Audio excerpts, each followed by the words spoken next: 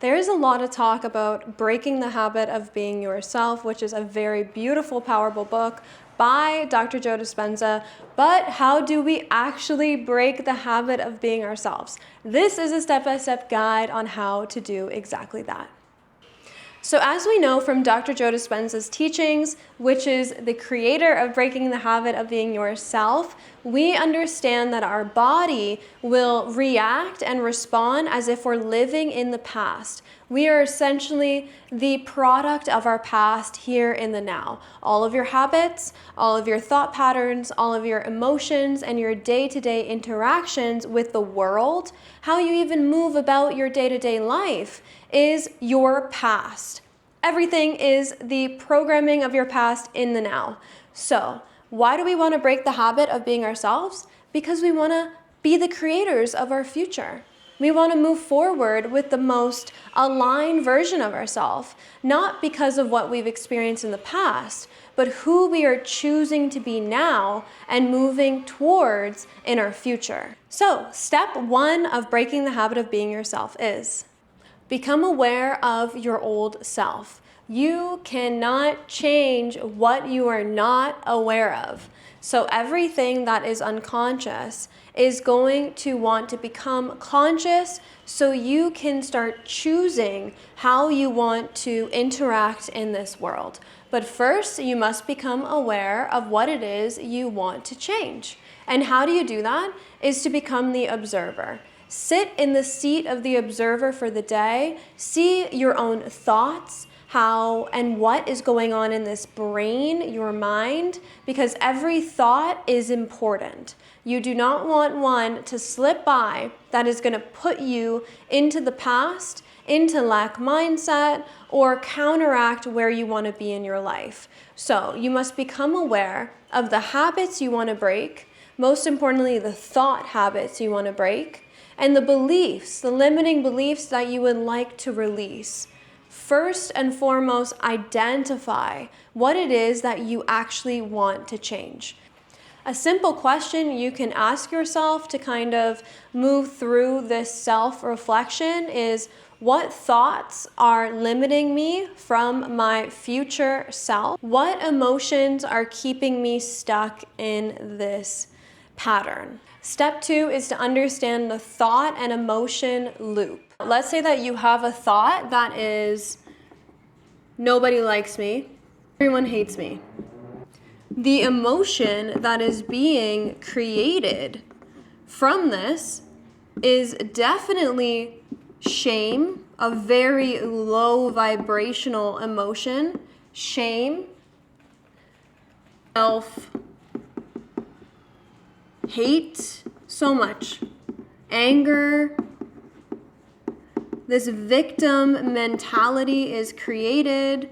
You think everyone hates you, the world is out to get you. And what does this do? It creates a behavior that supports the thought, which then triggers the emotion, which then creates the behavior, and then it loops back and creates this perpetuating cycle that supports all of this. So if you think nobody likes me, the world is out to get me, and then you have this shame, self-hatred, anger, and victim mentality, then you might be subject to a behavior that supports this, which is you creating this in your external world to validate this internal world that is happening in this thought emotion loop.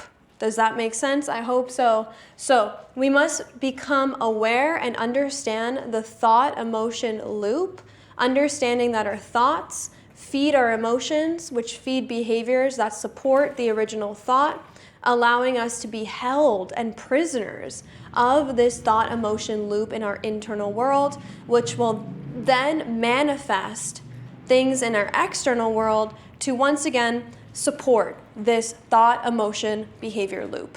It is a vicious cycle, and we must become aware of it and understand it. Step 3 is to decide to change. You must be willing and committed to change because it is hard work, it takes consistency, and it takes practice, patience, compassion, love, fight through resistance in order to change. And changing is it's simple, the technique of changing, but it is hard to implement into the world because it just is. That's why everyone is stuck in old programming, because it is challenging to change. But if you are committed to your future self and you're committed to change, then that is where you want to be. Change will happen if you are committed. So you must desire and want to change. Something that can help you with this is to connect to your why. Why do you want to change? Are you tired of living in anxiety? Are you tired of being depressed? Are you tired of not living life to the fullest potential? Are you tired of knowing your true potential and keeping yourself here and now far from that true potential? Maybe you are just tired in general and you want to change your energy. That's enough. Connect to that why and keep it alive throughout this entire process of change, because that is what is going to result in you staying consistent on this journey. Step 4 is to meditate. Meditation will allow you to shift into high brainwave state, which is going to be your beta.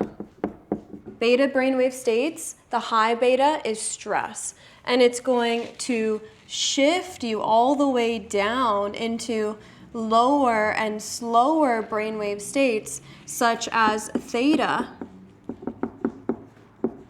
and alpha. Theta and alpha are the meditative states. Theta unlocks your subconscious mind, which is where reprogramming can actually happen.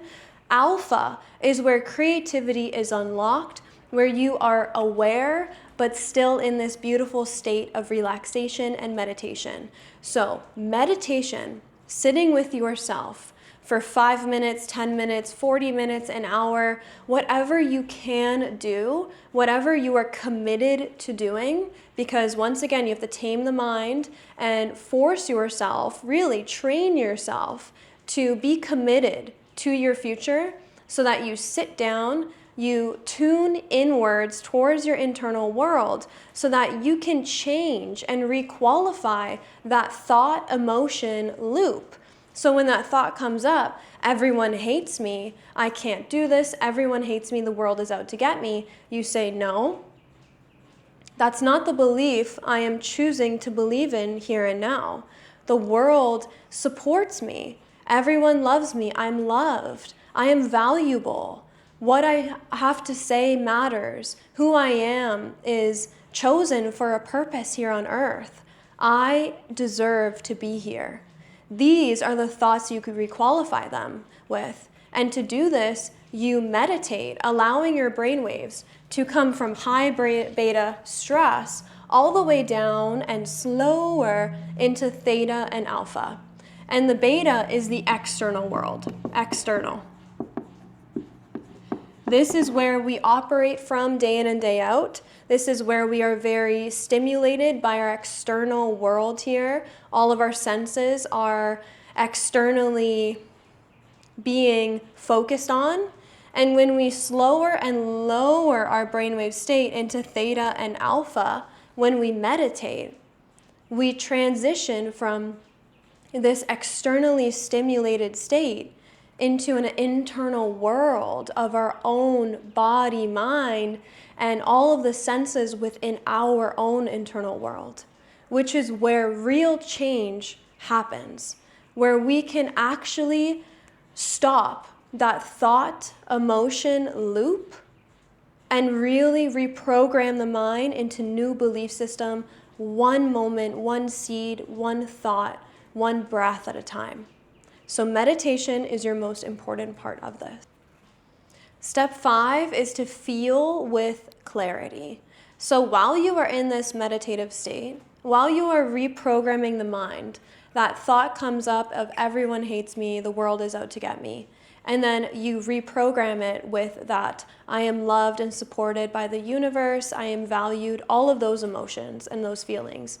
You want to then charge it and sit in that space, the positive space, the new choice, the new beliefs, the new thoughts that you are choosing to believe right there and now in that moment. You want to sit with it and feel it.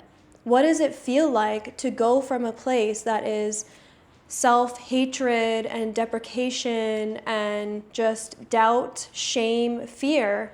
What does it feel like to move into a space that is love and gratitude, abundance, appreciation, self-confidence, self-esteem, joy, happiness, all of those emotions to be explored and charged while you sit in meditation. So while you sit there and you allow your old thoughts to arrive and fall, and you reprogramming them with new thoughts, new beliefs, then charge it with the emotion that you wish to associate the new thought pattern with. So the new thought pattern is, I am loved. I am valued. That is going to be charged with love. Feel it. Charge that new thought pattern with love, because this is what is actually going to change your brain chemistry. Step 6 is to live as it. Live as it. Whatever it is that you are choosing to become, you must get out of that meditation and become it. Be it. Feel it. As I said in the last step, feel it. But then you act as it. You walk as it. If you are manifesting or choosing to break the habit of this self-doubt and you want to become confident and assured of who you are, then start walking with that confidence. Start answering with that confidence. Change your language to become the confident self. Start interacting with people from a place of confidence and self-assurance, and which is really just self-love at the end of the day. So start interacting day in and day out with this self-love, this newly found self-love, and invite it in every moment, and see how the world responds to you differently now that you are choosing to act as the self that is in full control of their beliefs, that is choosing and creating the belief system that is going to support them in this life. This will change your entire life, to act, to live as it. If it is abundance that you desire, live as if you are the abundance already. If it's happiness you desire, live as if you are happy already. If it is love that you desire, become the love and spread it in every single interaction and day. You must fully embody it. And this is how you break the habit of being yourself. So if you are ready to break the habit of being yourself and you're ready to let go, to shed something that is no longer desired, then drop it in the comments below, free it, speak it, release it. I want to know what you are ready to let go of. I hope this helped. Again, Breaking the Habit of Being Yourself is a highly recommended book. If you're interested in Dr. Joe Dispenza's work, I have so many videos on it, so go explore the channel. Otherwise, thank you so much for tuning in. With love.